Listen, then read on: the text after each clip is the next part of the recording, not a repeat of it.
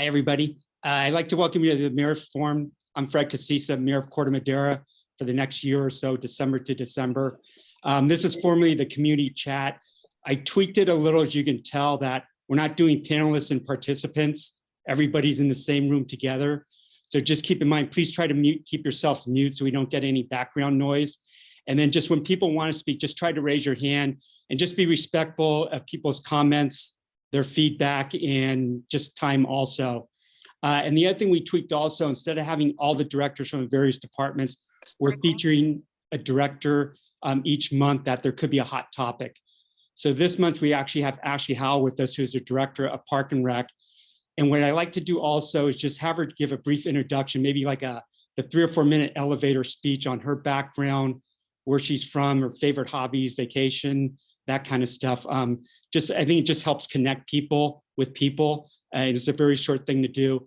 And then after that, I'm going to kick it off with some questions to Ashley, and we can get this rolling. And then after all that happens, then Todd and myself will give an update on town council activities for the month of February, what may be coming up for March. And then Todd will give an update about what's going on around town. And again, I call it an open forum because, again, it's to have an open discussion on things that are on people's minds. So with that, Ashley, I'm going to turn it over to you. And if you can, again, give us the 3 or 4 minute plus or minus elevator speech as we go up. Thank you. Thank you for having me, giving me the opportunity to meet people and share my experience and background on a different platform. And I talk almost as fast as you do, Mr. Mayor, so I'm sure it'll be less than a 3-minute elevator speech. I come to you with more than 20 years of recreation experience. I've worked at the Tiburon Peninsula Club, the City of Benicia, City of Santa Fe, the Marinwood Community Service District. And then with the last 2 years, I've been with the town of Corte Madera as your director. Joined day 2 of COVID. So I'm very excited to start seeing us on the way out of COVID. Coming in and everything closed was a nice opportunity to kind of evaluate and really get to know what programs and staff and services we have.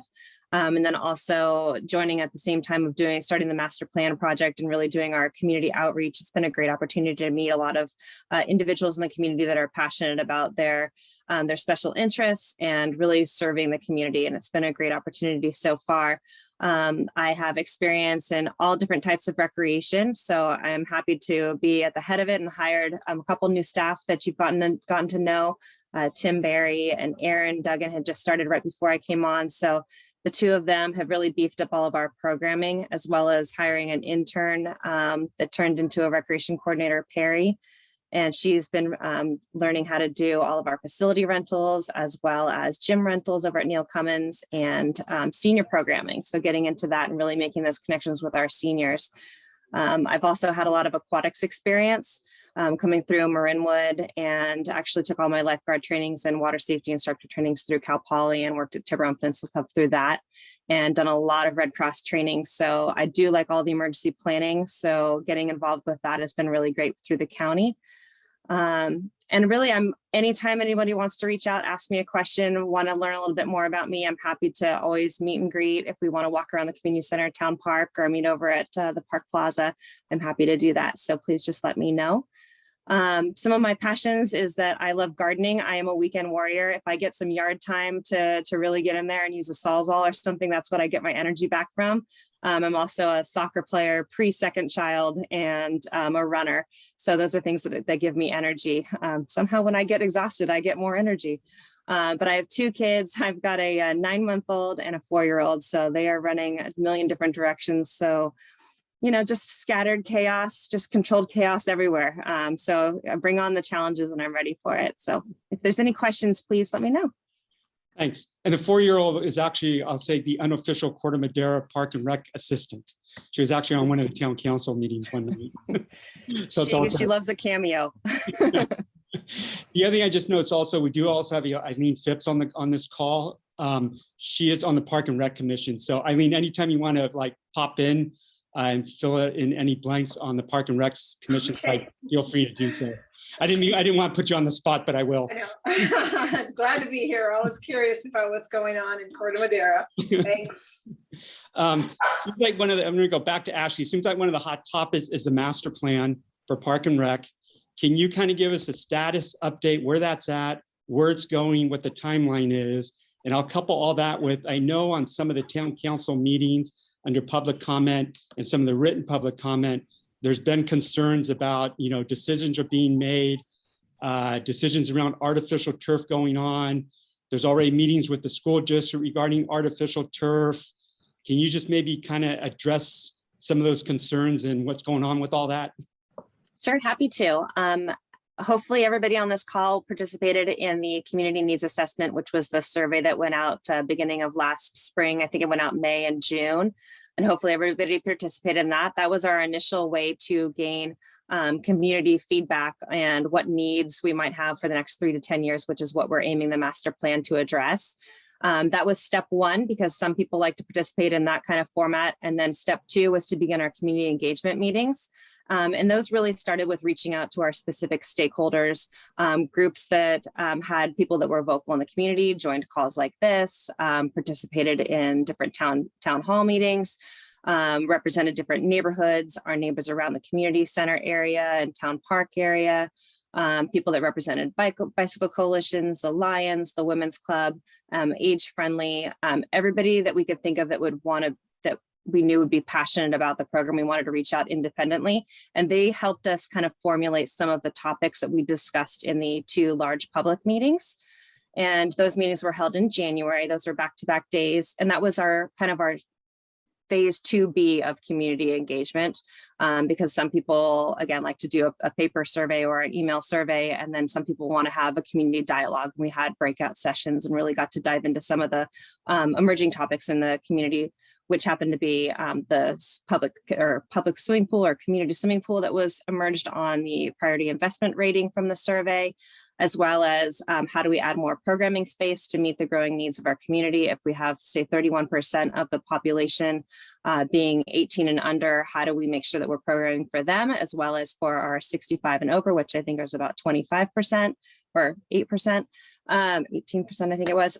So how do we make sure that our programming in the next 3 to 10 years is really aimed towards our large groups in our population? And then also, how do we modify existing facilities in order to meet these needs? So whether it be modifying the community center in some way or remodeling it, or whether we should be steering our staff time and resources towards taking over some leases as they come up with the adjacent Park Madera Center. Really asking the community what they wanted. And then obviously our top pick and top priority for anybody using town park and town council's support on this is trying to figure out a solution to the restrooms in the park. And so we had more conversations about where our priorities should be, as far as, do we want to just remove all of the temporary restrooms right now? And do we want to have increase or higher quality restroom, but then have the same cost that's going out and potential vandalization that we're experiencing currently? Or do we want to keep the existing so that we can focus our time and resources on getting a permanent solution done quicker? And so consensus so far is really focused on that. So staff is working on procuring some estimates from some of our known vendors for kind of prefab installations that we can put on that would be tied to all the utilities. And then locations, we actually went through and looked at maps and different groups, and people identified areas that would be great to have restrooms tied into.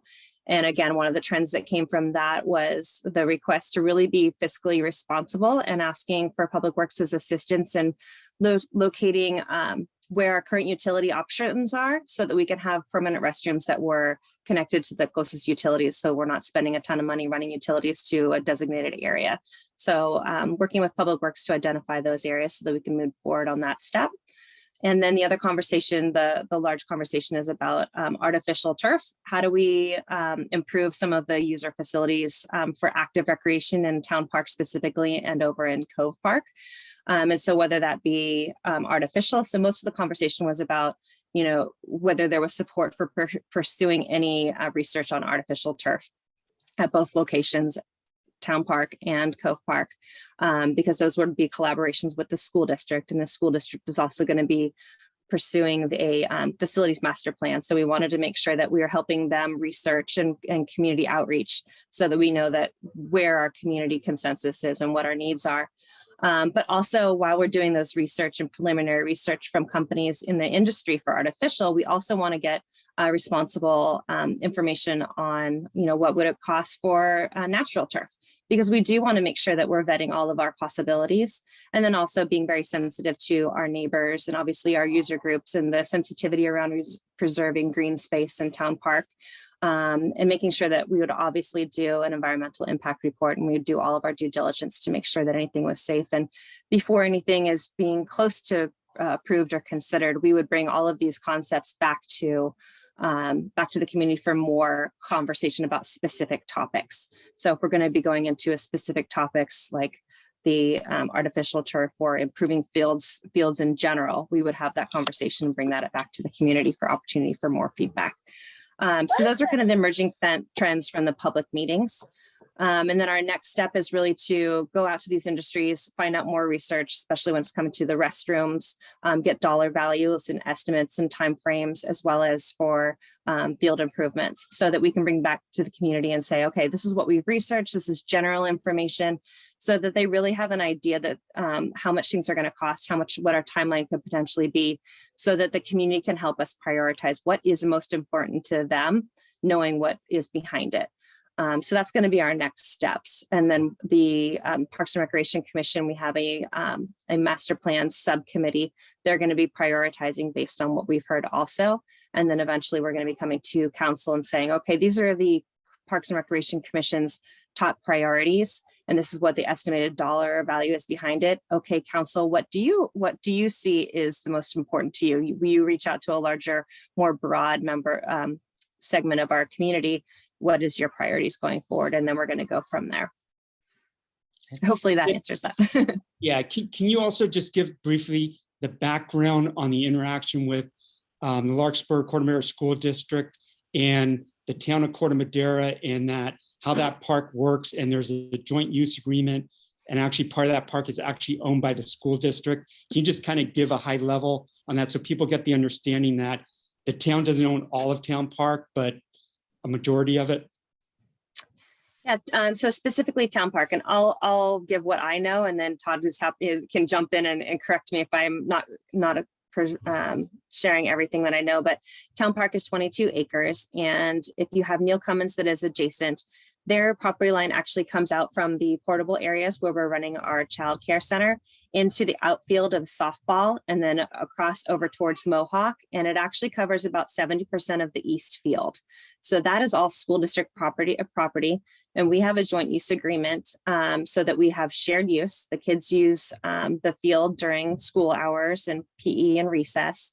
And then we get to use it during non-school hours.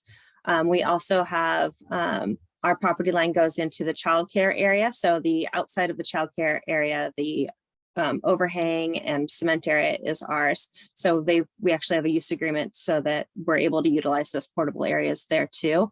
And thanks to the school district, they're actually allowing us a lot of classroom spaces, which is the only way that we're being able to offer classes and enrichment classes on campus right now following school hours.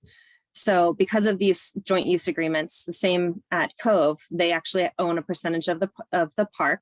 Their property goes, I think it might actually bisect the restrooms, or the restrooms are all on school district, up to the basketball court. That's actually school district property, and then maybe cross through the sand volleyball area. So because of these great relationships that we have with the school district, it's a mutual benefit for them to utilize the facilities, the outdoor facilities during school hours, and for us to utilize it during non-school hours. So anything that we do to make improvements to those fields needs to be in collaboration with the school district.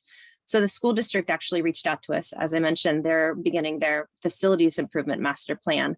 So they're looking to us as ways that we can collaborate together so that we can improve the facilities for the schools as well.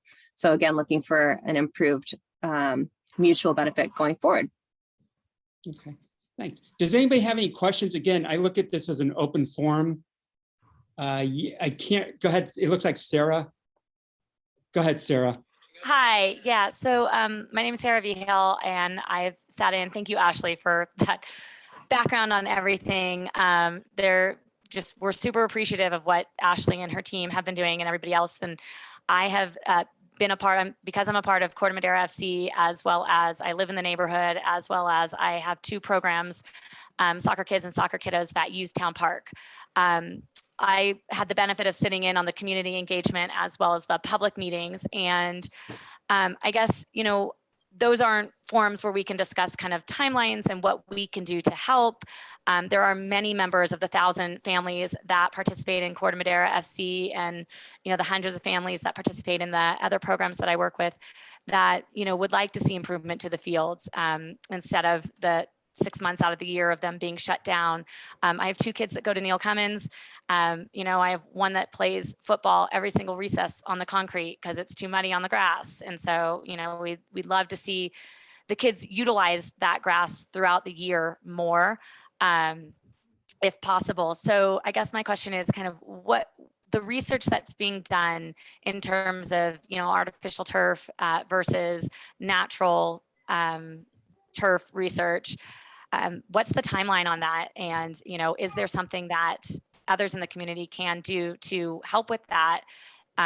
We see the field's improvement as a huge benefit to, soccer, lacrosse, rugby, the school. I mean, just the kids coming out on a weekend to play and all of that. So would love to start a discussion on kind of, I realize it's not a quick thing. There's a lot that has to go into it, but how can we help with this process and what kind of timeline is all the research looking at right now?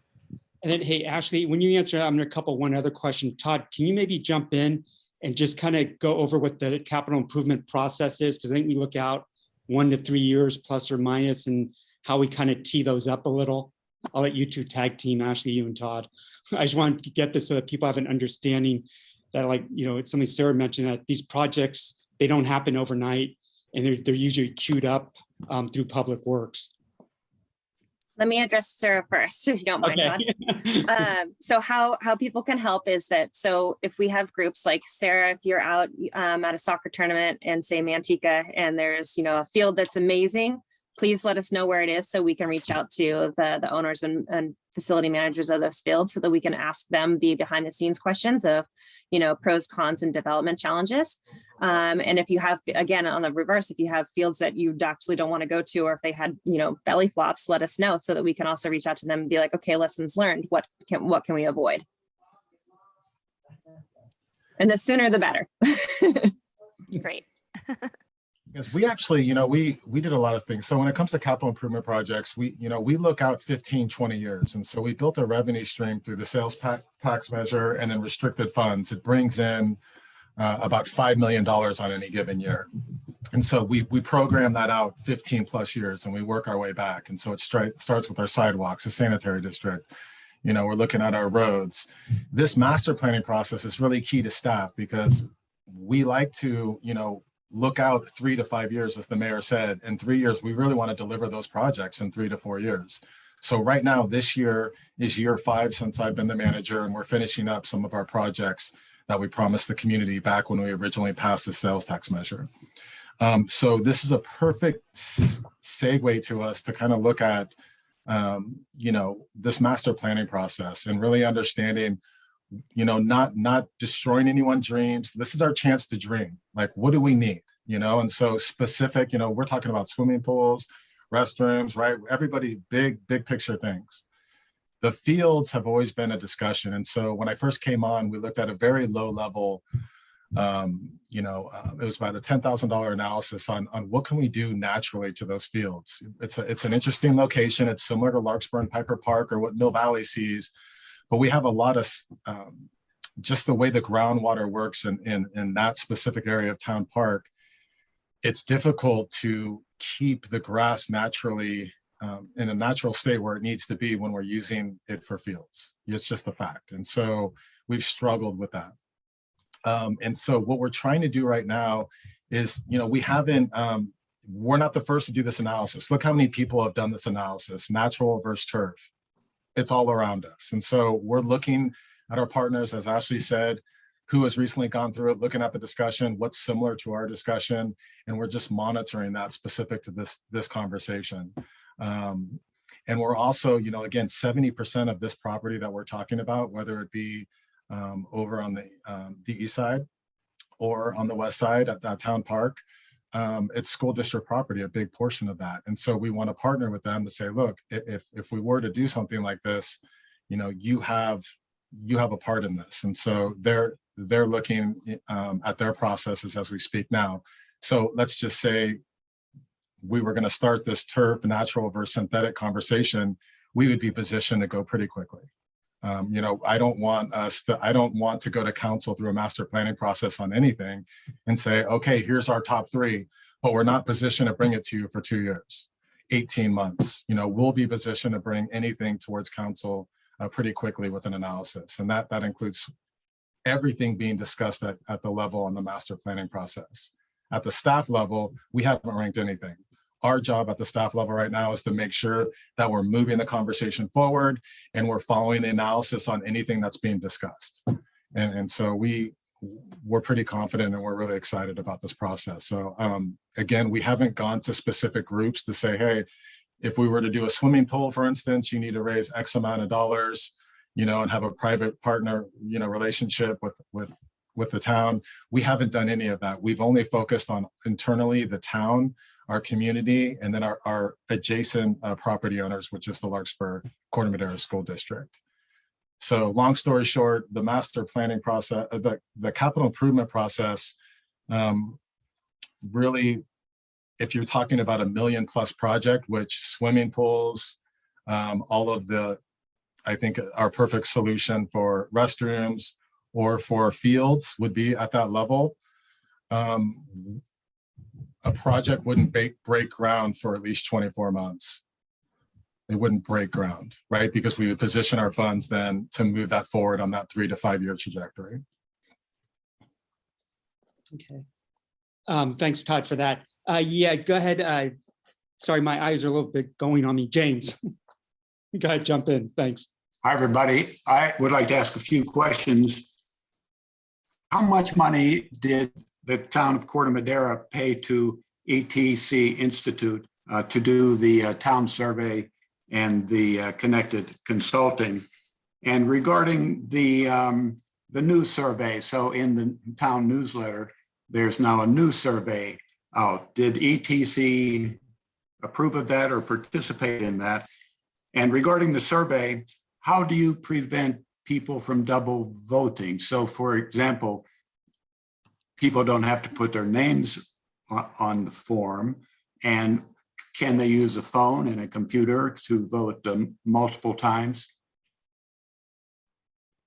I'd have to get back to you on a summary of the expenses for ETC's contract, but the second survey that you're referring to is just the polling questions that were used in the public meeting. So it's not a separate survey. It's just another way for people to participate in the public meetings that weren't able to do so that first weekend in January. And how do you do that? It's blocked by IP address. Only one participation per IP address. Now, IP address is by computer. What if somebody uses their cell phone to do the survey? Then I think that's a separate one. So people could vote more than once. Yeah. I mean, and here's the other thing, James, I think I know what you're getting at. You know, a survey isn't the end all be all, right? It's the process, right? It's the process. And so, you know, you can do all this, you know, steps in place to ensure that only one person can vote at a time, but we all know that's not realistic. But again, the survey is one mechanism that we've used. I think it's the process.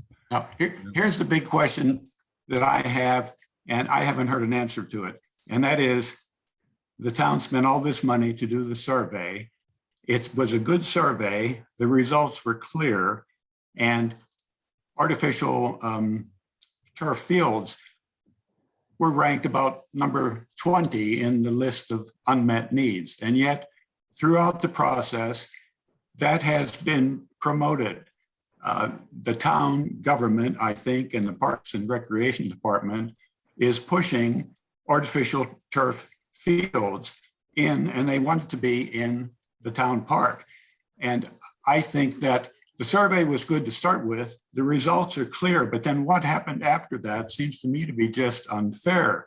It's just not fair the way it's being handled since then, because the proponents of the artificial turf fields are given every advantage. The rest of the people in the town don't know what's happening, or the meetings were in early January were scheduled when people were busy on other things after the holidays, start of the school year, the pandemic and all of that.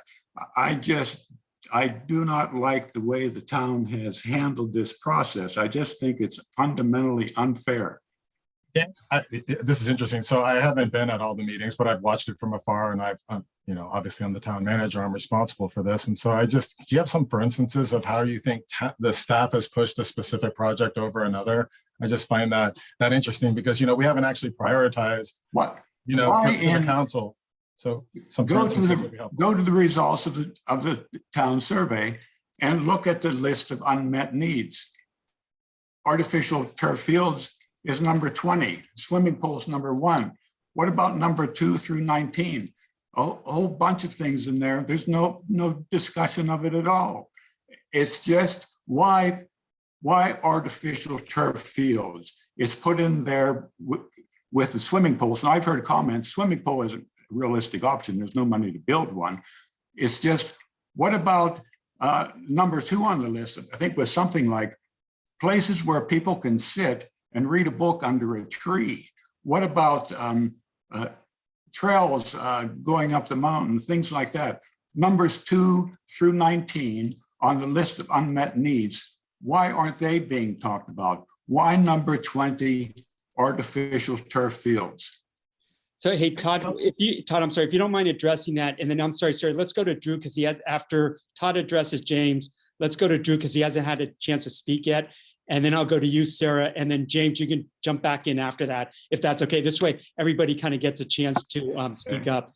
Hey, James, I think you might hear some more during the process of it's money, right? You're talking about swimming pools. You're talking about our parks. So you're talking about specific to natural versus turf, how we use it, right? Those are big ticket items. And so there'll always be more conversation to fully understand what the options are before we ever vet it, give a recommendation to council and move that process forward. Some of the other items, when we get to 2 through 19, those are low lying. Those are easy. Those are easy to evaluate, to bring forward within a budget. The ones that are more discussion, we want to make sure they're fully vetted. The discussion is fully vetted. Some of them are controversial, right? There's, a segment that doesn't want synthetic fields. There's a segment that does. There's a segment that wants pools. There's the segment that doesn't. But those are big ticket items that we want to make sure that we fully vet those conversations. Staff has not ranked those. We have not done that yet, right? That process is moving forward. So, I would just challenge you to use this process as a community member to really identify those projects that excite you. What do you want to see? Not focusing on the project of saying, I don't want to see that happen. What do you really want to see right now? This is our time to vision. There'll be a time to really vet, prioritize, and put on a schedule or not any specific project. That's when it gets to the council. This time is a time to fully discuss and vision and what excites us. James, so I haven't heard you yet of what excites you on this list. I'll tell you, what excites you for the park? I'll tell you, I have an interest in artificial turf fields or regular turf fields. I have an interest in that. But what excites me the most is about how the town is handling this process. I just think it's unfair. It's rigged. Hey, James, the process is a process to vision, not to shoot anything. This is a chance where we get to vision, and you can't circumvent process. That's what we're doing. No. We're doing process. I'm sorry, let's do this. Respectfully, I disagree. I don't agree. Okay, we can always agree to disagree. I do it with Todd all the time, and we're still friends, lifelong friends, hopefully. Same with Ashley. Had disagreements with her, and we're not at each other's throats.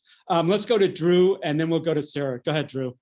Yeah, thanks for having me tonight, Fred, and thanks. I didn't really want to speak about this, but I'll just veer off. But one thing I will mention to James is I was on the community call, and Mill Valley did the survey there, and it's one of the top ranked initiatives there. And it just seems a little odd that it came in like 18th or 19th in Corte Madera, but it was first or second. So I just asked for some clarity on how that spread was, and they talked a little bit about it on the call, and they were going to go back and look at it. I think there was just a low number of people who actually responded to the survey in Corte Madera. That being said, that's not why I actually called in. I have 2 kids, one in 5th grade and one in 7th grade, and both playing Corte Madera soccer. And the honest truth is, by the time something like this gets passed, both of them are going to be done playing soccer. So I think this is really important for the youth, the other kids who are going to grow up playing soccer or use the fields in Corte Madera, or the school kids. Sarah might know this. There's probably hundreds, and if you add in the school, maybe thousands of kids who will use the fields on a weekly basis. The one thing that I really notice, and you hear from folks that come in from other teams that play, is the fields in Corte Madera are really in poor shape, to be quite candid with you. And I look at it more from an injury standpoint. There's divots and there's mounds and there's holes all across the field. And it would be a shame, we see kids get hurt all the time. It'd be a shame, if somebody was seriously injured, because it really is. It's like playing cement out there. And the honest truth is, we need rain out here in California. And unfortunately, if it rains, the kids can't play soccer because there's no really drainage. So I think this year there was probably, I'm going to say maybe a month and a half or so where there was no soccer. And so we're right in the competitive time period, and the kids can't practice. So something that they should think of. I know Belvedere or Tiburon put in grass there. I think it cost them about $2 million. Be interested to see if they had to do it again, knowing what's going on with the rain, if they would go ahead and put grass on the field. I know in Mill Valley right now, they're looking at maybe doing up to 7 fields of artificial turf. It's that high of a priority, and they're really focused on it because of the water. Novato has turf, the community center there for the kids. So it seems to me in Marin, people are really moving towards the turf wherever you look, whether it be at the high schools, the community centers, just any of the playing fields. And we got to acknowledge that water is a real issue here. And unfortunately, with it being an issue, when it rains in Corte Madera, which is great, the kids can't play soccer or be on the field. So it's a double-edged sword. And I know if it moves through, or if there's, interest, I hear that the school has some interest. Obviously they want their kids out there playing rather than on the blacktop. And I'm sure the soccer club and the folks who don't have competitive kids who are just play recreational would be behind supporting this project, and both from a personal standpoint and from financial. So hope the town will consider listening to everyone. And, I think it'd be great if there was actually another survey. There just seemed like a lot of people didn't even know what was going on. I live in Larkspur, so I wouldn't take part in it, but I heard from a ton of folks who knew that it just never even, hit their mailbox. So that's it. I appreciate it. Thanks for the time. I appreciate it. Jump back in if you feel to later. Great. And let's go ahead, sir. Thanks for being so patient, by the way. Yeah, no worries.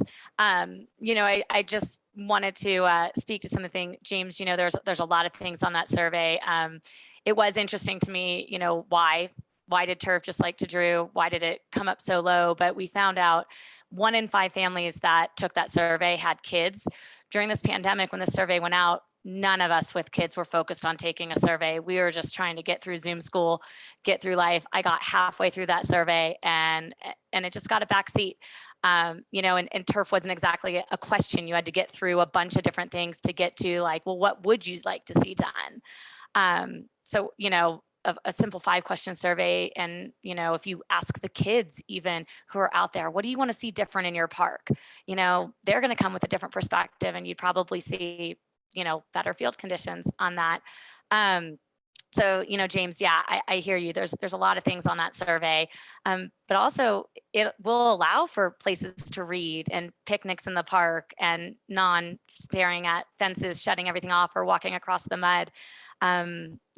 Turf field would allow for you to picnic out there in these areas, which I think would be a benefit to, all types of families and people in the community. And then I did have a question. Was the town involved, or I guess was Larkspur, Corte Madera, I know we're technically separate, but the Twin Cities, involved in the installation of the turf field at Hall? And is that, someone we're talking to, since it's, literally Twin Cities? They have a great turf field out there. I know they've done their research, Redwood as well, in our community, and I know the town's not involved in Redwood, but, were they were they involved with Hall, and is that kind of a good starting point? And those are my questions. Oh, and one other thing, I wanted to ask, so 5 years ago when I, started talking with people on, the board of Corte Madera FC, there was already a committee together for turf. So I do want to say, James, this is not a new thing. This was 5 years ago. This has been started a discussion. In fact, I was told the money was raised and then the pandemic hit, life changed, things got put on the back burner. Research had already been started to be done. So, as Ashley mentioned, there were avenues and the survey was just one of them. And then these forums have been the other avenues: community, public, stakeholders. So I think that's where you're seeing the interest levels are just different in the different avenues to find out interest, which all is valuable. So let's go ahead. If you can answer that, Todd, and just really quick. Just quickly. Yeah. So we always collaborate with our partners. So generally we weren't involved in that deal with Larkspur, Corte Madera School District and Larkspur, but we're very familiar with it. We have the agreement. We've talked to the school district about the what ifs down the road. And so really you would look at probably a $2 million project. It's 70% their property, similar to like Piper Park. And so we would enter in an agreement. They would, they can only submit the grant. We can't. And so their grant would probably be in $500,000. So there would be a 1.5 delta that would have to be covered. We would provide maintenance. And then after 10 years, when it's renewed, again, they would submit a grant, to refresh that, replace that synthetic field and move forward. So we're very familiar with it, but, and that's what we're operating off of. If we were to do something, we would kind of follow that model that they have with Larkspur right now. Thanks, Todd. We'll go to, I think it's Annika. If I say your name wrong, I apologize. And then we'll go to Jill. Really quick though, two things for me. One thing is because I was on Park and Rec Commission 6 years plus or minus. And I know artificial turf came up like at least 4 or 5 years ago, if not longer. And Emily Janowski, who's still vice chair, she kind of led that whole discussion. So you're right, the discussion's been going on for a while. And also when I was on Park and Rec, I was actually the one that kind of started trying to have a master plan, because everything we were doing under, I'll say the old regime, this is pre-Ashley, it was, I call it shoot from the hip. It was always, oh, let's do this. Then, 2 years later, let's go do this. Instead, let's have a master plan so we can plan all this stuff out, get all the funds lined up, and everybody's kind of on the same page. And I think thanks to Ashley and Barbara and also Emily and Eileen, who got that whole process started. And I think one of the key pieces was bringing in consultants to get the whole thing done and getting the day and all that stuff. So let's go to, and again, if I pronounce your name wrong, I apologize. And sorry if I talk fast, it's just in that mode with hands also. Go ahead, Annika. Thank you so much. I hope everyone can hear me. I'm traveling right now, so. You're good. And we're in Hale, so hopefully you won't hear too much of that. I'm a longtime resident of Corte Madera. My kids are also take part in the Corte Madera soccer program, and I'm a longtime teacher at Neil Cummins. So I kind of have a lot of different interests in the turf field. And it sounds like, Fred, you kind of just answered my question. So the committee that we'd heard of earlier, it sounded like that kind of just went nowhere, because I was under the impression we were already a go for the turf fields on the east side. I just wanted to say, just from an injury standpoint, kind of what Drew said, we had a girl on our team, the fields were so bad this fall. It was like dirt, and she fell and got a really bad infection. She ended up getting a staph infection in her knee because it got so tore up. So to me, that's a big concern. And then, as a teacher, I'm not here to speak on behalf of the school at all, but just as a teacher, I see, anytime those kids can get out on the field, they just do. And right now it's unusable, it's muddy. We do have a little bit of turf kind of on the side, kind of by where the gym is, and the kids just flock there. They love it. They lie on it. They read books. They do all these fun things. So I think, I'm a huge proponent of the turf fields going in. And then I was going to make the same point as Sarah, just asking if we were involved in the field at Hall. It sounds like no. I was just there with my daughter yesterday shooting, and it's just amazing. It's so great to be able to go. It was kind of, it was cold. It wasn't raining yet, but it's just so nice to have that available at our schools, that it's not weather dependent and you can just go and kick a ball. Tons of people are out there. It was being used by about 5 different groups. So anyhow, thank you. Thanks for the time. Thanks. And drive safe in the hail. Be careful. Thank you. And I think she was right. Again, when this was brought up under Park and Rec a number of years ago, it came up and then it just kind of faded away over time. And now I think it's raised its head again. Go ahead, Jill. Hi, my name is Jill Marte. I just wanted to state my opinion that I'm very much in favor of this project going through. I have 2 children who will likely be aged out of the program by the time this goes through. But one of the things that really appeals to me is that Corte Madera Parks and Rec offers a pretty darn good soccer program, both competitive and not competitive, more recreation options. And there are other clubs in Marin that are 3 times the cost. And they have access to turf fields at College of Marin and at Hall Middle School and at Redwood. The less expensive soccer options that I think is just a great benefit to our community. So kids that don't have, the resources to pay so much to participate in soccer, they don't have the options to those fields. So I feel like it's just a nice option to have for people that, don't play at those top dollar clubs. And also the environmental aspect. So not only, water restrictions going up and down, I think we all had high hopes going into the beginning of this winter, and it dried up just about as quickly as it came on. So we're going to be dealing again with super dry fields and water restrictions, which is a concern. Also, when we do get rain, the flooding on the fields really tear up the conditions that we sometimes work so hard to maintain. So, no fault to Parks and Rec. You guys are definitely up against a hard place in dealing with these crazy, unpredictable weather conditions that have a direct impact on our fields. And I think it's just a fair and reasonable gesture to have a turf option with so much of the park being natural grass option. I don't think we're looking to take over the entire park. I think we're just at a targeted place, and it sounds pretty reasonable. Thank you guys for hosting this meeting. Again, I'm highly in favor for my kids, but more for the generations that come behind my kids that are really going to want a nice affordable option to play soccer, both competitive and rec, and having the facility that can really support that. Thank you. Thanks. It's always great to hear positive things about park and rec programs. Thanks for that. We'll go to Becky in just 1 minute. Todd, quick question. You kind of teed this up before process-wise. So if I have this right, what will happen is Ashley staff Park and Rec Commission is going to wind up doing all the research, put all the options together. Then at some point in time, that'll go to town council for an actual decision, and plus the funding piece of it, on which, and then the town council will get all that information and then figure out this is the direction the town's going to go, right? Couple that with, when do you see that happening? Like 3 months from now, 4 months from now, the town council piece? Okay, so that's a question for Ashley of how quickly Ashley thinks she can get that to us, but I would think that would be in the next 3 to 5 months. I'm assuming, right, Ashley? We want to get this before the summer, right around then, to the council. The other piece is that I want to, as we talk about process, tonight, all of the workshops that we're going through, this is our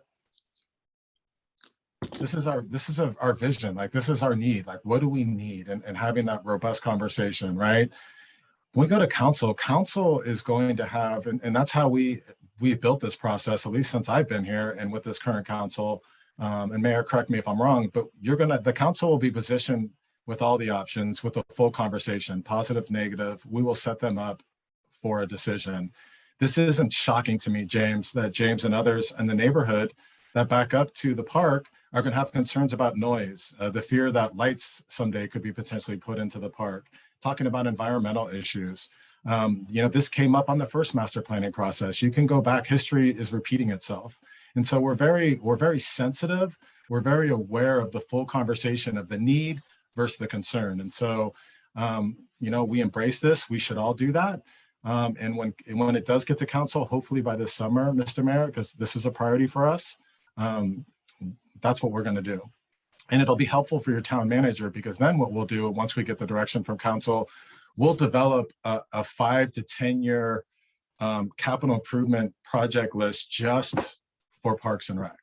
And we'll talk about how much money do we have over a 10-year plan, and how are we going to deliver those projects? What is realistic and what can we do?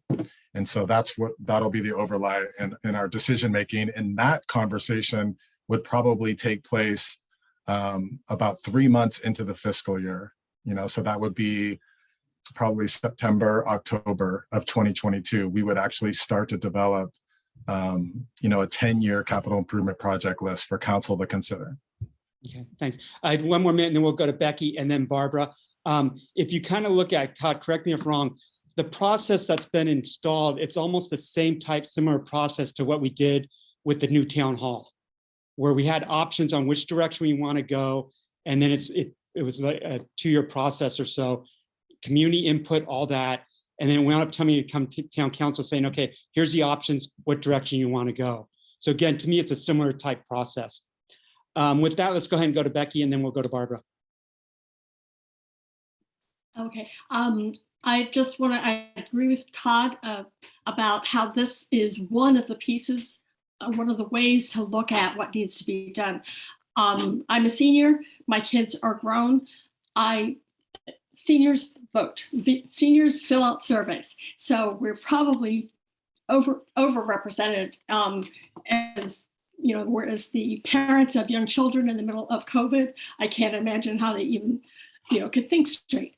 But as long as it's just looked at as a way to present information, I didn't know anything about the fields. Now I've heard all kinds of stuff and I am totally in favor of the fields, but it's not my issue, but it's important that it brought it up. It's not important that it be number 1, 2, 3 on the list. That's all. Thanks.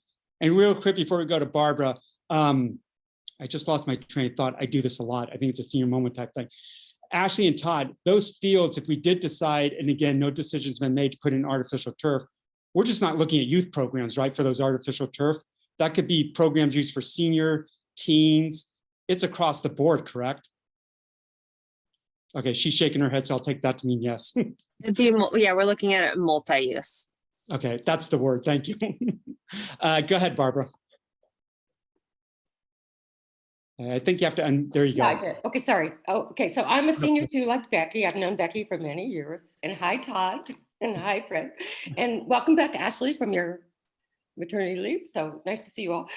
So, okay, my kids are long gone, but I think soccer is a wonderful sport for girls and boys. And it's so important for girls to do sports, like competitive sports, like get aerobic exercise, to not just think about how beautiful they are all the time. So I totally support the fact that all these young parents are really, really serious about having their kids of both genders do sports. Soccer is a great sport. I love the fact that Corte Madera does both recreational and elite soccer now. When my son was in middle school and high school, he played elite soccer. Corte Madera did not have such a team then. When they played in Corte Madera fields, they were like the worst in the county. They were known as the worst. Our coach used to come secretly the night before we played there and try to fill in some of the potholes so kids wouldn't get hurt. This was a known fact. I think most of our fields are maybe under sea level or in former salt marsh areas. So it's not just the lack of rain, it's kind of like the climate of where these fields come from. I'm totally in favor of artificial turfs. My son played competitive soccer from like 2000 to 2008. He played at Redwood High School. In their senior year, they were supposed to have a winning team. There was one game when our star player, the opposing team knew how bad the field was, and he kicked so hard at our star player that he broke his leg in several places, and he was out for the season. That was because of the condition of the field at Redwood before they put in the artificial turf. It was terrible. So I'm sorry, I don't know this guy who's so opposed to it. You need to like attend some of the meetings and see, this is all for the good. It's for the common good of the community. I totally support artificial turf. So thank you. Thanks, Barbara. Go ahead, Todd. Okay, while we're waiting for a hand to be raised, so I'll shut up once the hand goes up. But just the other thing, this isn't all about, it's a big one. Our fields are a big one, natural or synthetic, right? It's part of the process. The other thing that there's a couple other processes that are right behind this one. It's important that we get this to the council in the next 3 months, as the mayor said, Because after we do that, we're going to look at what part of that master planning process touches the town-owned shopping center there at Park Madera Center. One of the questions would be the pet club, for instance, that building. Is there anything there within a facility standpoint that we want to do over the next 18 to 36 months there, right? Do we want to take that over for Park and Rec? And if that question is yes, in the affirmative, anything in that shopping center, right behind it, we want to start the planning process with the planning commission and then council on visioning that shopping center. What should that shopping center be when we grow up over the next 10 years? And right behind that is then the old Corte Madera Square. We're doing some really amazing things there now, the music in the park, and we're doing some good stuff, but we have to make some changes, you know, to really enhance that and how we use old Corte Madera Square, but also what is our visioning there long-term as well. So there's a couple processes we're waiting right behind this master planning process that'll follow. And so there's a couple more steps that should be really exciting to everybody, you know, how we're looking at the town moving forward in our decision-making. And one other thing before we get to Drew, I've had a conversation with Todd. This is my opinion. I think we need, I want to say, a master plan within the master plan. If you're looking down on that whole area between, say, where Pet Club is, which is the potential artificial turf and new bathrooms, we need to figure out, it's like a chess game, how those three pieces fit together. I just wouldn't want to see us building bathrooms and then 2 years later we build an artificial turf, say, comes in, and then we look back on, say, gee, we wish we'd put the bathroom somewhere else. Or, you know, there's synergy between those three elements. How do we build those three elements out so that they're cohesive and they're together and they don't stand as one-offs? So I think there's gonna have to be a master plan, a mini master plan within the master plan. Let's go to Drew and then we'll go back to Sarah. Thanks, Fred. This might be a little bit off topic, but just wanted to get some clarification. It became pretty apparent the last year here that we weren't watering the fields at all, or maybe very sparsely. And when we go play in places like Tiburon there, which had a huge field, or Mill Valley, I mean, they were playing on pretty lush green. So I'm just curious, is there a policy that prevented Corte Madera from watering the field this year? Or is there a policy on the go forward if we go over, let's say it's another 2 years here that we're in the dry spell? Is there just going to be no water, or, you know, any information on that would be helpful? Yeah, it's a good question, Drew. And it's just like, it just seems like all your decision making is based on extremes, right? You go from COVID to the drought. And so one of the things that happened, we were one of the top 4 abusers to water due to town park in the county. And so we were actually watering it 2 more days than we were supposed to through the drought. But, you know, we appealed to the municipal water district of how can we divert how we use water in other places within our town. And, you know, because they looked at it meter for meter and we're like, look at us for a town. This is our town jewel. We can't let it die. And so they ultimately, you know, in the 3rd quarter of this drought, ended up giving us a waiver. But what I can tell you is we're in the top 4 abusers. We took a lot of internal heat within the county over that. But it was one where we're not going to let the town park grass die. But from a sporting use, for fields, you're absolutely right. It's way below average under normal conditions, let alone the drought. So as a staff, we absolutely hear you. And it can't, you know, we're trying to, as we move forward with MMWD, we're coming out of it, so to speak, some of the restrictions, but we're like, hey, we need to come up with policies where when we get into this situation, we can protect our crown jewel, so to speak, in town and divert usage somewhere else. Look at us differently of how you evaluate us as a town. So that's going on right now. The general manager's been very responsive, and we're also bringing in a turf expert to give us some advice that they've helped Mill Valley and Tiburon in recent years moving forward. So we're doing that as well. So I hear you loud and clear. You're right. Thanks. And then Todd, we also purchased a water tanker, didn't we? Or we're in the process of? We did. We also purchased a water tanker where we can get water from various locations, use recycled water as well. And so we have that available to us as well. We purchased that at a $60,000 cost to ensure we can bring that in times of need. Thanks. We'll go to Sarah and then Patty in a minute. Ashley, really quick, can you introduce Aaron who jumped on the call? Sorry, mine was muted. Yep, Erin is wonder here. why. Erin Duggan is on the call. She's waving. She is our recreation coordinator. She is the one that's responsible for all of our wonderful programming after school enrichment classes that are on campus at Neil Cummins in the Cove, as well as the community center and the dance studio. Thanks. And can you also introduce your office assistant hovering Yeah, behind? I've got, Shelby, you can come closer. I've got 2 office assistants here. Actually, 4. Both of the furry ones came in too. And the one behind me that's got ears. But yeah, this is my son, Will. He's 9 months. And this is my daughter, Shelby. She's 4 years old. Hi, Shelby. Can you say hi? You say hi. Thank you. We have Sarah, Patty, and then Barbara. Thanks. So just real quick, I think your last comment was regarding the pet club and what might be good use of that space if we take it back.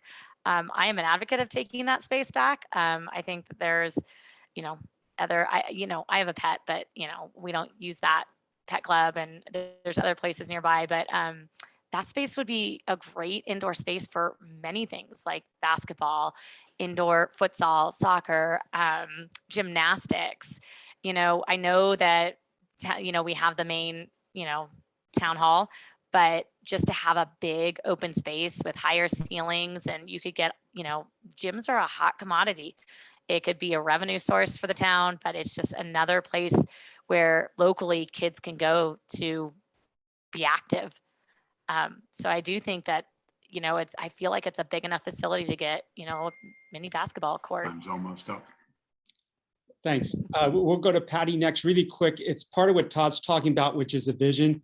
When I mentioned before about coming up with a mini plan, and again, it's only a vision, something that's conceptual. It may or may not ever happen.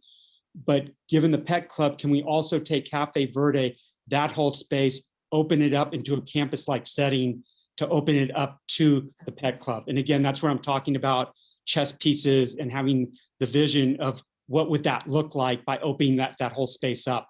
Go ahead, Patty, and then we'll go to Barbara. I would, of course, love to see that whole area used. We definitely need more individual spaces for programming. But my phone rang at the time that Todd was talking about 3 to 5 months. Was it 3 to 5 months to get the research on turf versus not turf, or was it 3 to 5 months to get the plan to the council? It was to get the plan to council, Okay, thank you. and we would like it sooner than later on that time frame. Cool, thanks. Thanks, Pat. Go ahead, Barbara. Sorry, just a quick question for Todd and Ashley. Is there any way, I know there's a lot of push in the community, including from James Jordan, and like people like Pat Ravazio, to have a community pool. I'm not a pool person myself, but I understand the want and the need. It would be great. Is there any way we could put a community pool where the pet club is? Or is that too small a facility? I think there's always an opportunity to do something like that, but it'll be at the expense of something else. And so that's part of the process. But I think also what the town is looking at are development agreements. A lot of times when you see a new project come into town, we focus on traffic improvements to a specific intersection or adding a parklet somewhere.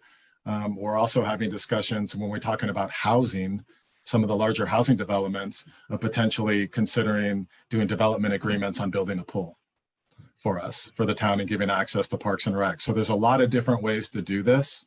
And so that's what we're trying to understand as a staff. How important is something to our community, and then really developing those options pretty quickly for council to consider moving forward in the decision making. But yes, that would be one of them. You could use. But I just want to reiterate what James said. I mean, I heard him loud and clear. He thinks it's important to have a pool, and that seemed to come in high on the Originally, when the town council, to your point, Barbara, purchased that property, there were members of that council. And when I go back and read the minutes and look at that decision making, and some on this call may remember, it was, understanding that the school district actually owns a large portion of Town Park. And what if they ever went in and used part of Town Park? We would need space, and that's why they wanted to buy that community center. And there were a couple council members at the time on that purchase that really had a vision for having a pool on that property.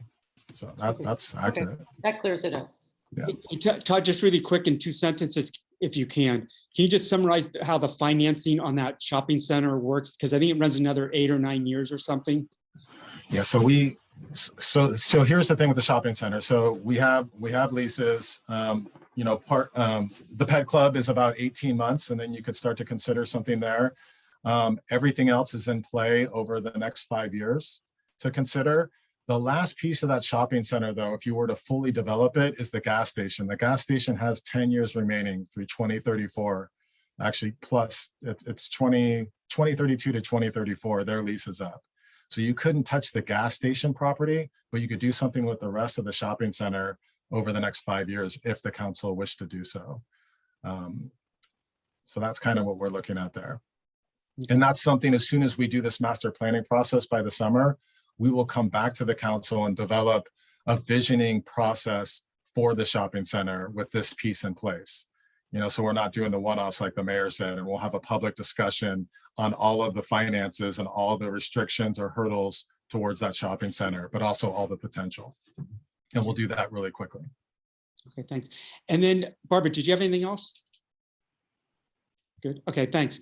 And then really quickly, can you just describe the process of when we're talking artificial turf, when we're talking these major multi-million-dollar projects versus just wanting to put a park bench in the park? Yeah, so when you look at the budget, our budgets, it ebbs and flows, but it's $30 to $40 million annually, depending. And so this process is really important to us. So when we look at, let's just take the top 20 things that the council ultimately looks at and says, I like these. But you have some of them that you have to like plan out over three years. Any of the projects that are $100,000 or less, we can do quickly. We can do them quickly over a period of a couple of years. We probably have a budget right now of about $500,000 annually to start to attack those projects that are priorities for this town and council quickly starting next fiscal year. So we're positioned to do a lot of those, again, $100,000 or less projects quickly. The ones that are more that I've heard that are more extensive, again, is the pool, the synthetic fields, as well as the bathrooms. Those are ones that we have to just be a little bit thoughtful about. But again, we have funding, and we will have a plan if the council directs us to do so. Thanks. Is there any other? I'm going to ask Ashley a few more questions regarding Park and Rec. Anything else on the master plan piece of this? Again, I think there's a lot that's to be continued, and that's going to be happening over the next 3 to 5 months or so. And again, may I make a comment? Yeah, go ahead. Oh, so 2 points briefly. One is on the town survey. There were 685 respondents to that survey, and ETC said they had a 95% level of confidence that reflected the views of the community. So that's the best indicator that we have as to what the community wants. And secondly, now I'm sympathetic to an artificial turf field so the kids can play. But what I hear and what I heard in the statements before the town council meeting back in November, I think, was that other people have a different vision for this. They want lights. They want stands for fans to sit in. They want restrooms. They want to have big tournaments where teams are coming in from around the county and beyond to play on that field. And there's been no talk about where's everybody going to park and what are the environmental and community impact of all these people coming in to do this. Thank you. Thanks. Those will all be discussed. That's a good, on any one of these projects, James, that's it. You got to do the analysis and you got to bring the conversation forward. So those are all good points. And, that if that's something that moves forward, that's something we will absolutely have a public discussion about. Also, just on the fields, I want you all to know that is a priority. So we are moving money within the budget now, just in how do we naturally, repair our fields. Right now, what happens is we have to close it for a period of time, right? Because we have to seed it. And what happens then is we have the birds that come in over Larkspur and they steal they steal the seed. And it's just this crazy process that naturally that happens here. So it's not an easy conversation, but it's one that, it is a priority. It has been. The drought made that more difficult. But again, I just want everyone to know that we are looking at, the natural options, and that will absolutely be discussed before the council on any of these conversations as an option. Thanks, Todd. And we'll go to Sarah in just 1 minute. And I'm a big proponent of when we have projects like these to flush out as many, you're never going to cover everything 100%, but hopefully get 99% of it. Flush out as many issues as we can and to look outside the box.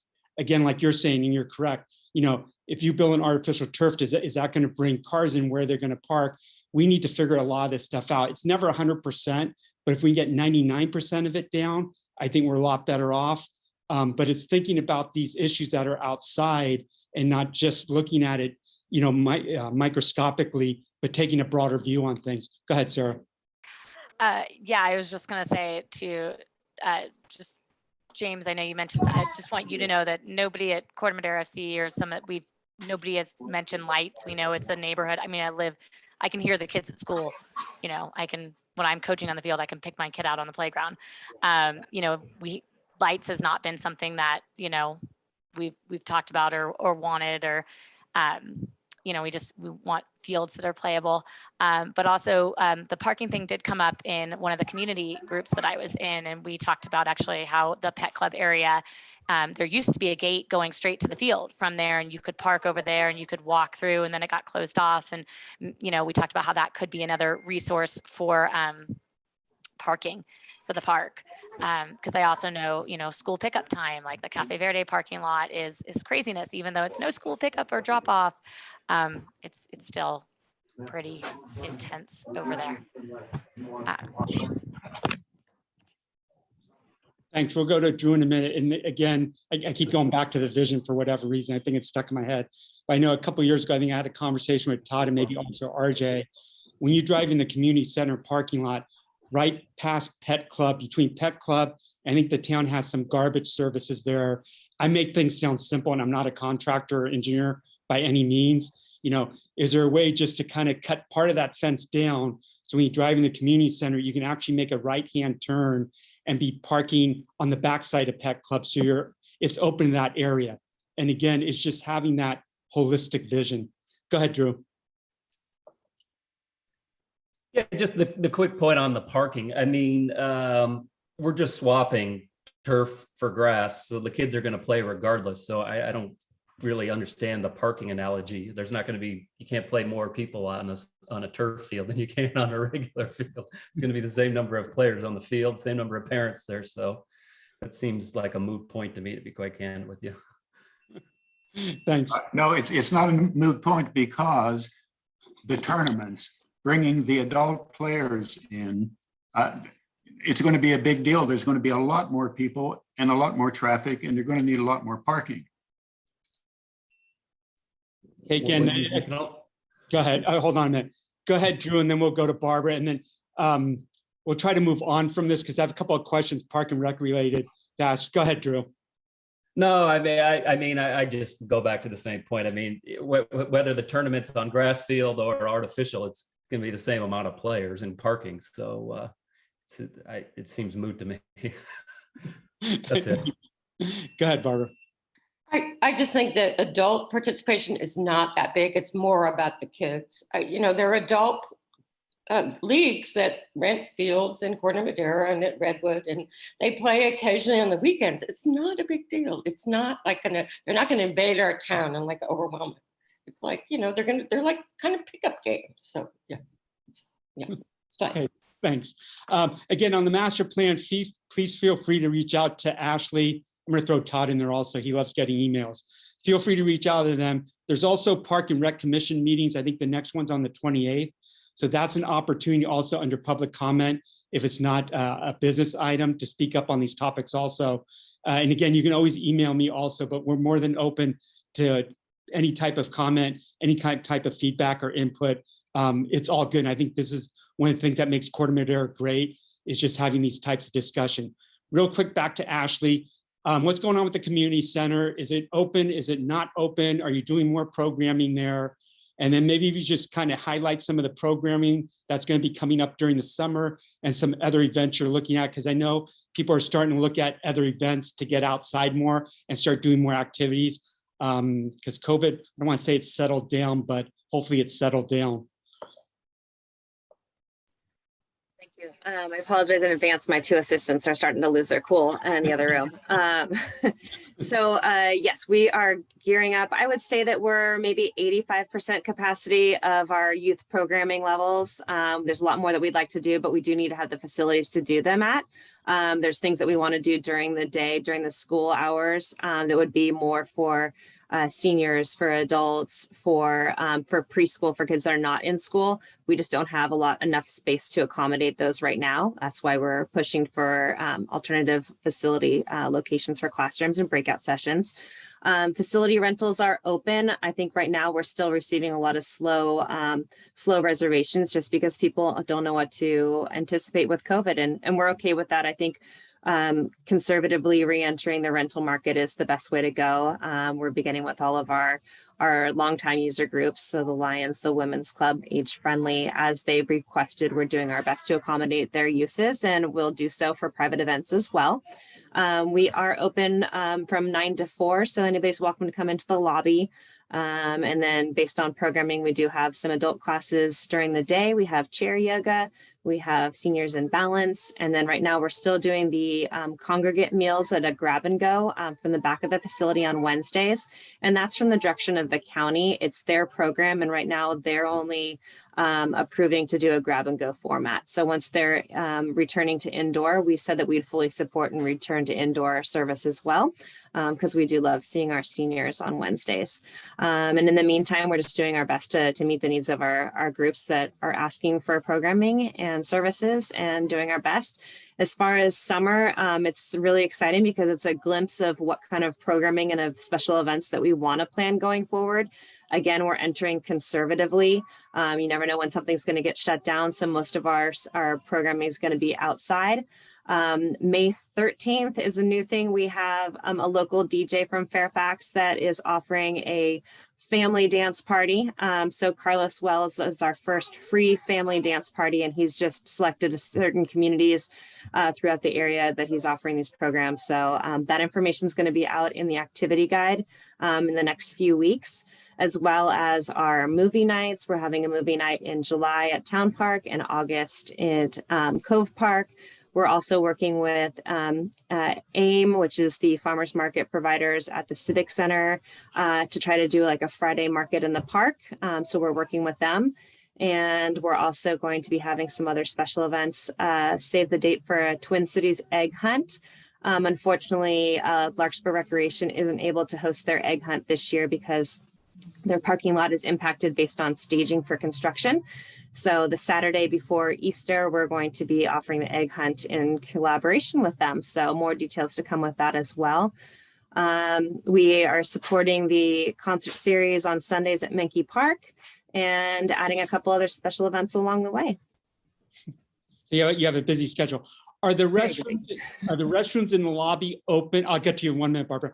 Are the restrooms open to the public? Because I know, so that everybody knows, town council, we do is we met in September. We actually come up with a work plan for staff. This is in addition to everything else they're doing. One of the things on staff's work plan was to come up with a temporary bathroom solution or restroom solution in Town Park, while we know the longer term may be a year or 2 years away. So are the restrooms open for the public during those open hours? Monday through Friday, 9 to 4.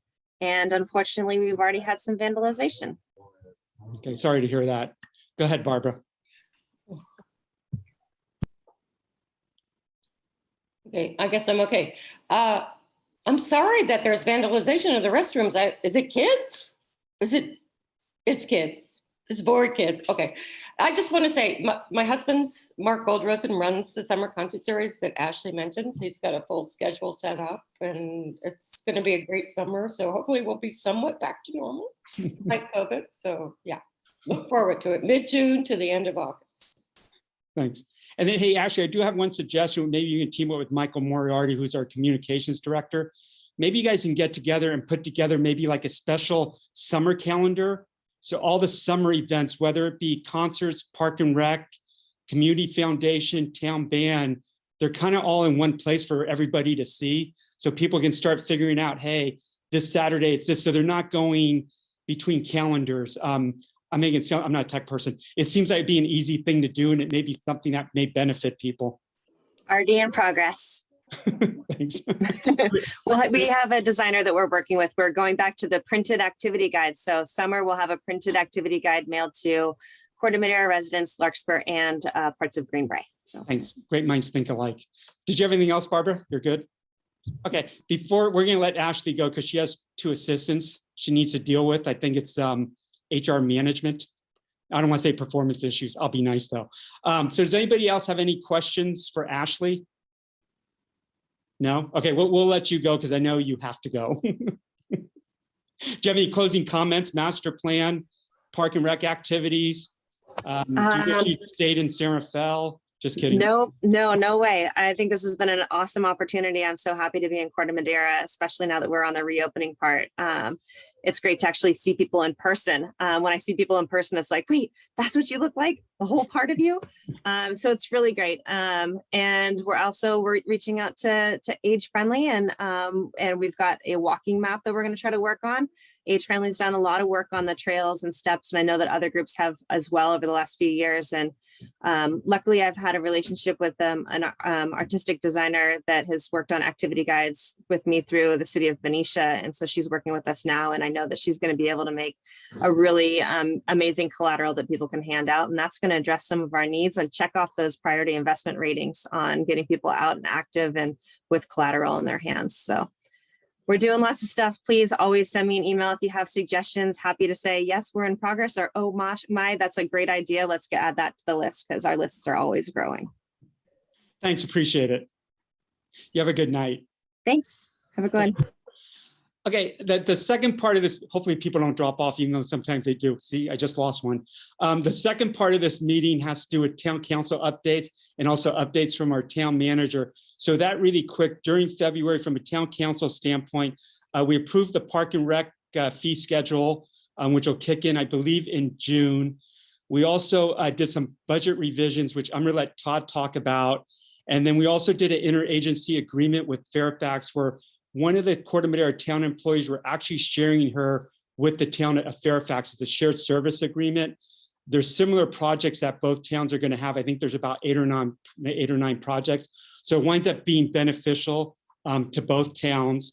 And then the other also big item that we just did at our meeting last week is we actually approved the Residence Inn, which will be going where the Best Western Hotel was. And that's one of those partnership things that Todd had mentioned before, where part of their approval is, I think they're gonna have about 3,500 square feet of communities of meeting rooms. Our nonprofit groups in Corte Madera will be getting an opportunity, I think 20 times, plus or minus out of the year, to actually use that community space.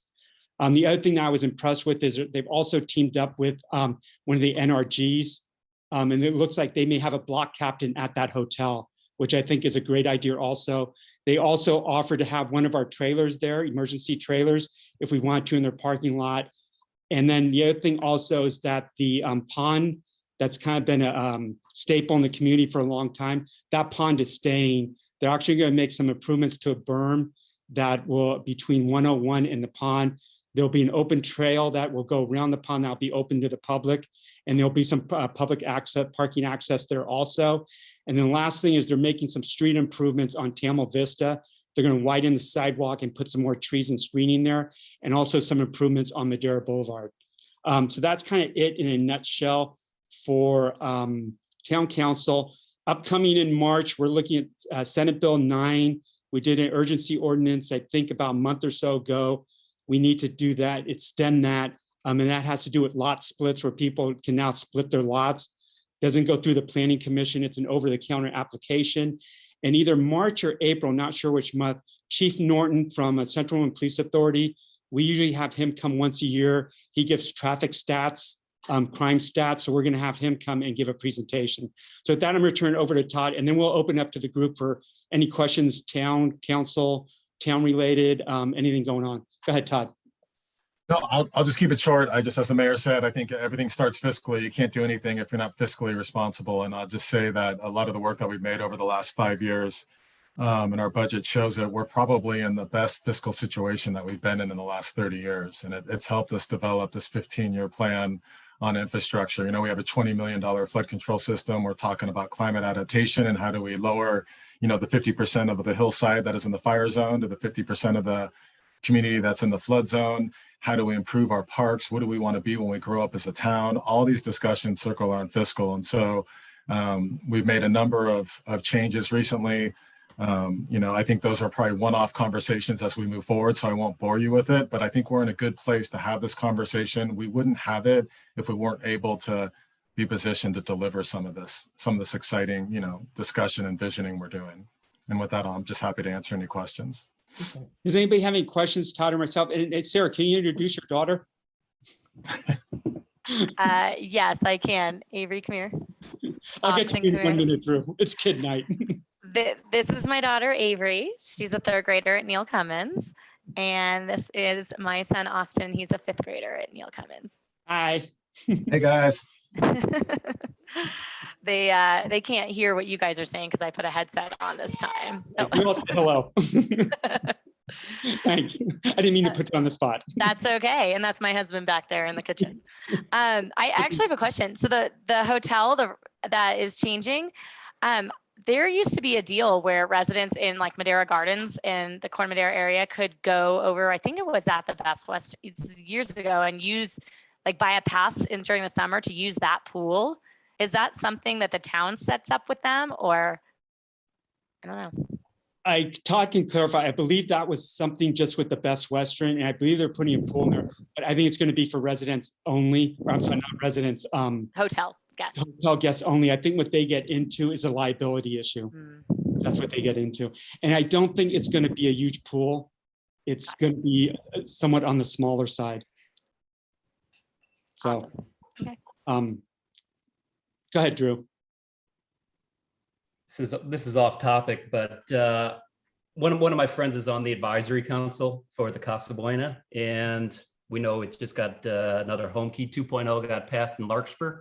I'm just curious, Fred, Todd, have the folks, the city council, anybody reached out to you guys regarding lessons learned on the advisory council as you guys have kind of moved through the process? I believe the permanent residents haven't moved in yet as you guys are finishing up on the renovations, but you know, one of the things that I had pointed out to our city council members maybe like 3 weeks ago is you guys have done a phenomenal job of keeping the residents up to date. You have stuff on the website for people to learn about, and there's really nothing on City of Larkspur right now, and I'm just wondering if there's been any dialogue of kind of lessons learned and really to speed up the learning curve here. Yeah, just on that note, a couple of months ago, I reached out, won't mention names, a couple of council members. And I'll just leave it at that for exactly what you're talking about, because I sit on the working group and I have since the very beginning on the Corte Madera side. And I offered them, you know, not to tell them what to do, but any input in our experiences we had here. But it is what it is sometimes. That offer is still on the table for any of the town council members or any of Larkspur staff, because I think you're correct, Corte Madera, I think we did it early on, and I just think we did a great job, which thanks to Todd, he kind of saw that, hey, this is going to happen. We don't want this to be a Marin County only thing. How do we partner with the county? How do we partner? At that time, it's Catholic Charities. So it winds up being, you know, it's us and them partnering and collaborating together to get this done in a positive manner. And I think when you look at what we've done, when I say we, it's everybody involved with the Home Key project on Casa Buena. I just find it amazing the way it's all come together. There will be, Homeward Bound is taking that over. Right now, Marin County is doing improvements to make it more permanent supportive housing. They're putting in kitchenettes. When I say kitchenettes, you know, microwave refrigerators and that kind of stuff. And one thing I brought up in one of our working group meeting is instead of having a grand opening, to do an open house. So on a Saturday, do like an 11 to 2 type thing where residents or people are welcome to come before residents move in to view to see what the units look like. But yeah, we just, all the stars were aligned, and I just think we hit it out of the park. Do you guys know if ECS was involved in potentially being in your project? I know you guys ended up doing Homeward Bound, which is in Novato, and from the advisory board member that I'm friends with, he said they've been great partners. It's not really clear to me why they were never involved or looked at the Corte Madera, especially since they're based in Marin and, you know, a significant asset, you know, close to 30 million is being transferred. Hopefully we'll go to someone in Marin rather than in San Fran, but that does not seem to be the case. Yeah, I think that was just a Marin County thing. I don't know how Homeward Bound was selected. I know the ECS, I may say the letters wrong. Yeah, They actually sat in on one of our working group meetings just to see how our working group worked. I think a couple months or so ago, they sat in on that meeting. And I know there's another supportive housing on King Street, across from St. Patrick's. I think Homeward Bound also runs that project also. They do. That's for older women, seniors, I believe. Yeah.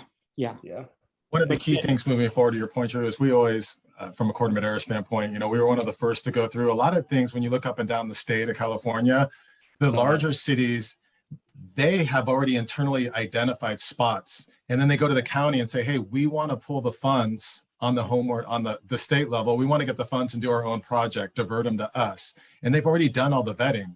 The problem here, right, was they picked the site. And so it started this really bad process. So now I think Larkspur's caught up a little bit. One of the things, though, we are partnering with them. It's a key point. So our mayor, Councilmember Mongan, myself, the city manager, Dan Schwartz, I believe Catherine Way, your council member, and one other council member. We're going to partner with both of our supervisors in both of our districts and the county, and we're going to sit down because we're all at this transition phase right now. So we were transitional housing. Now we're going to the home key. The key to it is, I think, getting the yes for our community and something that's worked good for us is kind of we want them to be successful. We want them to have the services on site to have these people be successful part of our community, right? That's important. But you also have to have the, so to speak, 10 commandments. If you violate any of these that are shocking to the consciousness of our community, we have the teeth to do something about it. So we had that originally, but there's been a lot of conversations where it's currently not in the lease agreements for either site of, if you commit a violent felony, your lease will. And so staff at the county level was like, no. So what we did is we partnered with Larkspur behind the scenes, and this is in place. Katie Rice has spoken to it in the last couple of weeks, basically saying, look, it will be in the lease agreement. It is legal. It's not illegal. You can put that into your agreement and have, you know, those mechanisms in place if something goes awry, where you can move someone from that facility. And it's really a demand that both the city and town have. We're going to partner together with the supervisors, make sure that's a public conversation. People can see that lease publicly, see the language, discuss it, make sure they agree with it, and then we're going to hold them accountable. Right now, we don't have that. And it's really an important piece that you have to have, you know, moving forward. And I think we'll get there. I know a lot of people in Larkspur have called over and said, hey, we hear that there's been a lot of, you know, crime and overdose medical aid calls at your facility. Well, that's just blatantly not accurate. That has not happened. Medical aid calls have gone up, but we really, you know, crime is not higher than the use before it. And they're medical aid calls. These people, you know, need support. And that's the important part that you need to leverage with the county, you know, to make sure we have the mental health services, because 60% of that population have mental health issues, and we need to make sure they have the support from the county resources. So those are the focuses. And to your question, long story short is, yes, absolutely. Even though our project is in place, we're partnering with them to ensure both communities have full support, you know, moving forward. And just a quick note, sometimes some of the data from Central Marin Police, it's skewed to a certain degree, because a couple things I've seen you guys. Yeah, a couple things I found out. One thing was, if Central Marin is just doing a traffic stop and it's in front there and has nothing to do with Casa Buena, that's the address they're using for a traffic stop. So all of a sudden it has nothing to do with it, but it's part of the data. The other thing that I found out, which I never knew this, is that if there's a medical emergency through dispatch, they automatically dispatch Central Marin Police. So all of a sudden you drive past that site and you go, oh, there's a police car, there's paramedics, and you go, oh my God, something wrong must have happened. But it's just their process and their protocols. And there's nothing, I mean, I'd rather have, if there's a medical emergency in my house, at least somebody from the police department show up if they can and be there on site sooner than the fire, if that's the way it is. So, I will tell you, and I think the mayor would agree that, there's been a lot of conversation, right? And we're going into the home key side now, but it has been a successful. I'm proud of our town. But what made it successful wasn't just having government officials on this working group. It was community members, it was council members, it was staff members. So when we have to get something done, we can get it done overnight. We had one incident that was probably, our biggest issue, and it was handled in 24 hours, and that person was removed and out of our county. And so, you have to have that mechanism in place, just not a checkbox. And so that's our biggest advice to Larkspur. You can't just have staff on that working group. Do you guys have any reason to believe that the folks that are in the transitional and are moving out are going to be a different makeup than the permanent?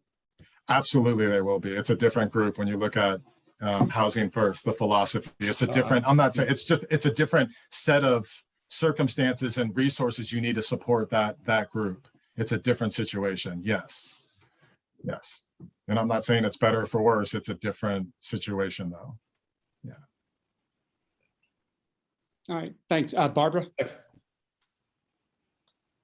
I'm sorry, I'm probably talking too much, but I haven't been at these meetings for a while. So I just want to say I've lived in Corte Madera for nearly 30 years.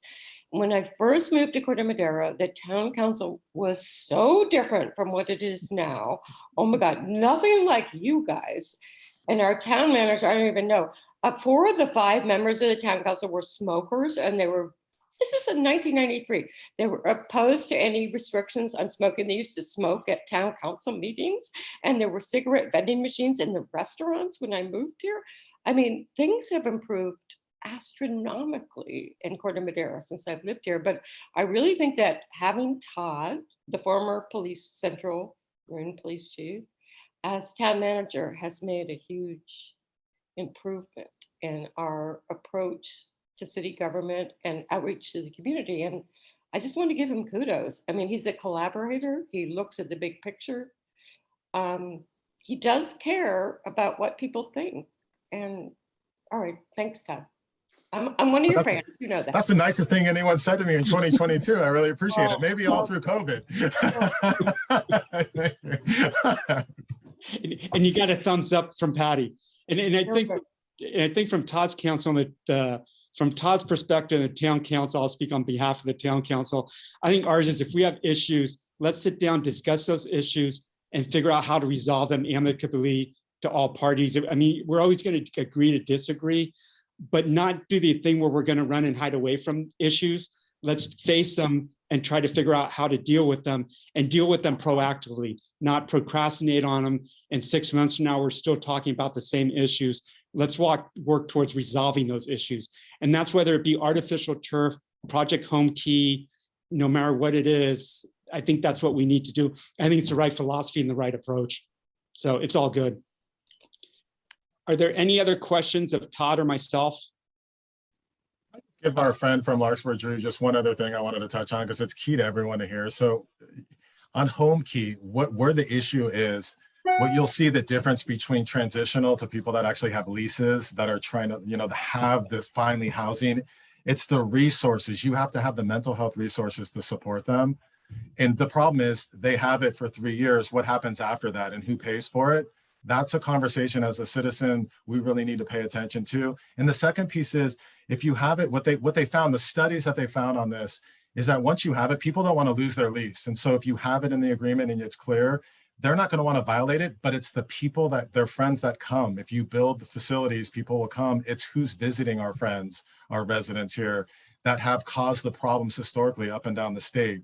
That's what we need to be aware of. And we have to have mechanisms in place to identify it and handle it quickly. And I don't know that we have the answer to that. And so the location's everything, in our communities. And so that's a fair conversation. That's where we should focus our energy when we're evaluating this, making sure we can get to yes, if that makes sense, Drew. And I know you've been involved in a lot of those conversations probably. Yeah, I mean, the reason, one of the things that I've heard on some of them is that the county's kind of come out and said that, 20% of the chronically homeless are creating 80% of the problem, and they're trying to get those folks housed first. So that's why I'm wondering if the makeup on the transitional is going to be the same as the permanent in Corte Madera and in Larkspur. Larkspur's a different, different subset that because they needed extra funding.